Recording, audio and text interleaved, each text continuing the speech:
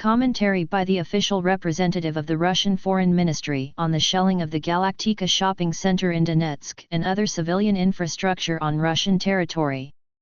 On the afternoon of August 16, the Armed Forces of Ukraine, AFU, shelled the Galaktika Shopping Center, filled with visitors, in the Petrovsky district of Donetsk.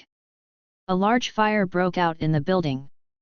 According to preliminary reports, more than 100 people, including a large number of children, were inside the center at the time of this terrorist attack by the Kyiv regime.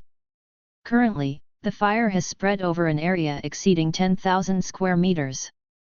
While the exact number of victims, including fatalities, is not yet known, it is already clear from media reports and video footage of the massive fire that the casualty count could be high.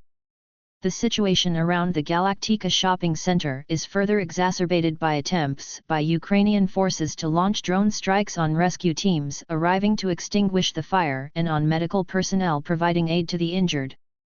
This vile attack on the shopping center is a meticulously planned act of terrorism by Ukrainian neo-Nazis and an act of desperation by the AFU, amid the steady advance of Russian troops along the front line. The goal of this attack is to kill civilians and incite panic.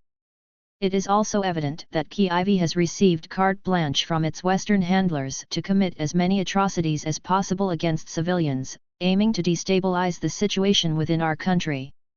On the same day, as reported by the media and local residents, the AFU also struck and blew up a bridge over the same river in the Glushkovsky district of the Kursk region, using Western-made MLRS.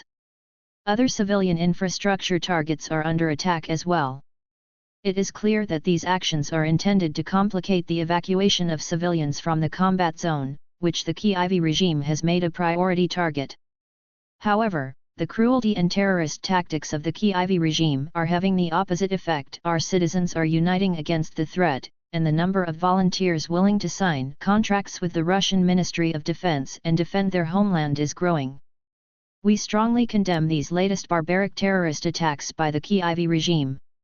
The Ukrainian criminals responsible for the shelling of the shopping center in Donetsk and other attacks will be identified and will face severe punishment for their actions. Our response will be as tough as possible.